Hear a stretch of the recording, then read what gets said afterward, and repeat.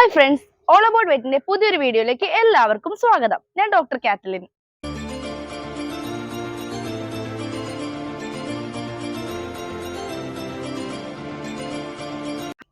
അപ്പൊ നമ്മൾ ഇന്ന് ഡിസ്കസ് ചെയ്യാൻ പോകുന്ന ടോപ്പിക് എന്ന് വെച്ചാൽ ഡോഗ്സിന്റെ ഹെയർ ഫോൾ ആണ്. അതിന്റെ കാരണങ്ങളും അത് നമുക്ക് എങ്ങനെ ക്യൂർ ചെയ്യാവുന്നതാണ് ഞാൻ ഇന്ന് വീഡിയോയിലൂടെ പറയുന്നത്.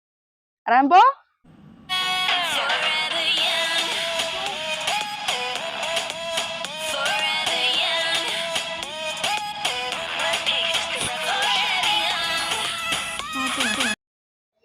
ഹെയർ ഫോളിന്റെ മെയിൻ കാരണം എന്ന് വെച്ചാൽ ഒന്നാമതായിട്ട് വരുന്ന സീസണൽ ചേഞ്ച് ആണ്. അതായത് വർഷത്തിൽ 2 തവണ നമ്മൾ ഡോഗ്സിന്റെ ഹെയർ നോർമൽ ആയിട്ട് ഷെഡ് ചെയ്യാറുണ്ട്.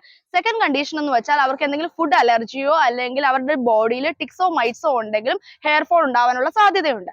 മൂന്നാമത്തെ കണ്ടീഷൻ എന്ന് വെച്ചാൽ നമ്മുടെ ഫീമെയിൽ ഡോഗ്സിന് അവർ ഹീറ്റ് ആവുന്നതിന് മുന്നേ ഹോർമോണൽ ചേഞ്ച് വന്നിട്ട് അവർക്ക് ഹെയർ ഫോൾ ഉണ്ടാവും.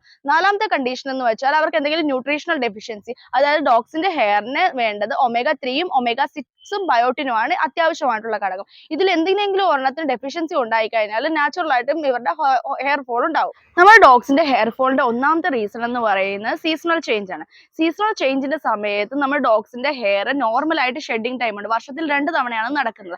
ആ സമയത്ത് നമുക്ക് ഇന്ന് മാർക്കറ്റിൽ ഡി ഷെഡർ കോംബ് അവൈലബിൾ ആണ്. അത് ഉപയോഗിച്ച് നമ്മൾ ഡോഗ്സിന്റെ ഹെയർസ് ചെയ്യുവാണെങ്കിൽ കൊഴിഞ്ഞ ഹെയർസ് പോവാനും പുതിയ ഹെയർ ഗ്രോത്തിനും ഇംപ്രൂവ്മെന്റ് ഉണ്ടാവുകയും ചെയ്യും. ഇനി രണ്ടാമത്തെ കണ്ടീഷൻ എന്ന് പറയുന്നത് ന്യൂട്രീഷണൽ ഡെഫിഷ്യൻസി ആണ്. നമ്മൾ ഡോഗ്സിന് നോർമലായി കൊടുക്കുന്ന ഫുഡിനകത്ത് നമുക്ക് ചിലപ്പോൾ ന്യൂട്രിയൻസ് പൂർണ്ണമായി ലഭിക്കത്തില്ല. ഡോഗ്സിന്റെ സ്കിന്നിന് വേണ്ട ന്യൂട്രിയൻസ് omega-3 omega-6 ആണ്. കൂടാതെ ബയോട്ടിനുമാണ് അവരുടെ ഹെയർ ഗ്രോത്തിനെ ഹെൽപ്പ് ചെയ്യുന്നത്. നമുക്കിത് നാച്ചുറൽ ആയിട്ട് കൊടുക്കണമെങ്കിൽ ബയോട്ടിൻ അടങ്ങിയത് എഗ് യോക്കിനകത്താണ് ബയോട്ടിൻ ഉള്ളത്. ഡെയിലി നമുക്കൊരു എഗ് യോക്ക് കൊടുക്കുവാണെങ്കിൽ അവരുടെ ഹെയറിന് നല്ല ഷൈനിങ് ഒക്കെ ഉണ്ടാവും. രണ്ടാമത് omega-3 omega-6 നമുക്ക് അവർക്ക് തൈര് കൊടുക്കുന്നതിലൂടെ അവർക്ക് ഈ omega-3 omega-6 ലഭിക്കുന്നതായിരിക്കും.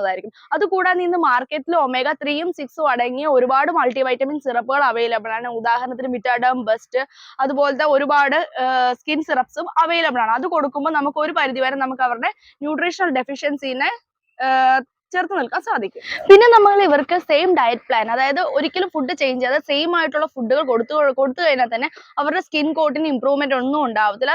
ന്യൂട്രിയൻ കുറയുന്നത് വഴിയും ഇവരുടെ സ്കിന്നിൽ സ്കിന്ന് ഇൻഫെക്ഷൻ ഉണ്ടാവുകയും കൂടാതെ ഹെയർ ഫോൾ കൂടാനും സാധ്യതയുണ്ട്.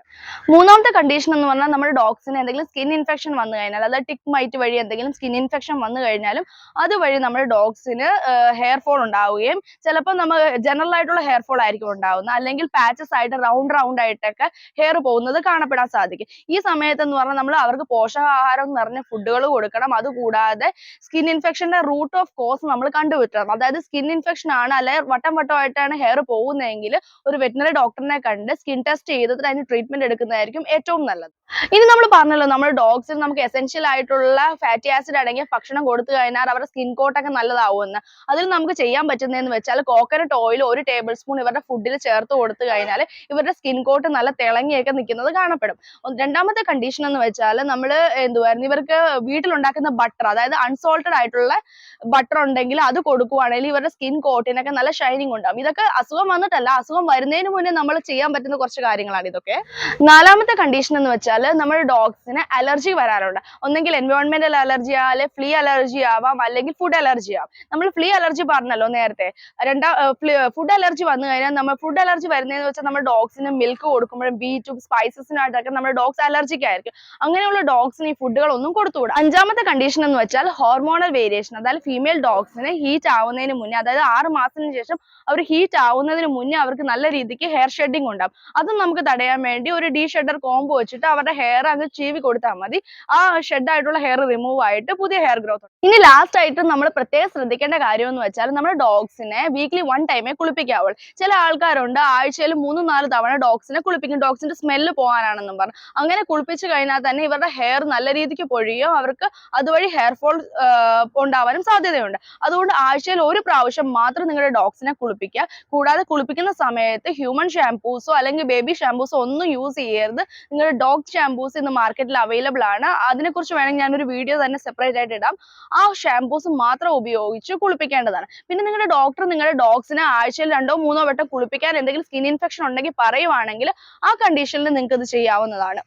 നമ്മുടെ ബിസി ഷെഡ്യൂളിൽ നമ്മൾ എപ്പോഴും ചെയ്യുന്നതാണ് ഇവരെ കുളിപ്പിച്ചതിന് ശേഷം നമ്മുടെ ഡ്രയർ ഉപയോഗിച്ച് ഇവരുടെ ഹെയർ പെട്ടെന്ന് ഉണക്കാനുള്ളത്. പക്ഷെ അത് ചെയ്ത് കഴിഞ്ഞാൽ കൂടുതലായിട്ട് ഡ്രയർ ഉപയോഗിച്ച് ഇവരുടെ ഹെയർ നമ്മൾ ഡ്രൈ ആക്കാൻ ശ്രമിക്കാൻ നേരത്തെ ഹെയറിനകത്തുള്ള ആ മോയ്സ്ചർ കണ്ടെന്ന് പെട്ടെന്ന് ഇവാപറേറ്റ് ചെയ്ത് അവർക്ക് ഡാൻഡ്രഫ് ഉണ്ടാവാനുള്ള സാധ്യത വളരെ കൂടുതലാണ്. അതുകൊണ്ട് ഹെയർ ഡ്രയർ ഉപയോഗിക്കുന്നത് പരമാവധി കുറയ്ക്കുന്നത് നല്ലതാണ്. ഇവൻ നമ്മുടെ ഡോഗാണ്, ഇവിടുത്തെ തന്നെയാണ്. ഇവനിപ്പോ സ്കിൻ ഇൻഫെക്ഷൻ ഉണ്ടായിരുന്നു, അതിന്റെ ട്രീറ്റ്മെന്റ് കഴിഞ്ഞ് ഇപ്പൊ ഹെയർ ഒക്കെ വന്ന് തുടങ്ങിയതേ ഉള്ളൂ. ഇതിന്റെ അപ്ഡേറ്റ്സ് നമ്മൾ അടുത്ത മാസത്തേക്ക് ഇടുന്നതായിരിക്കും.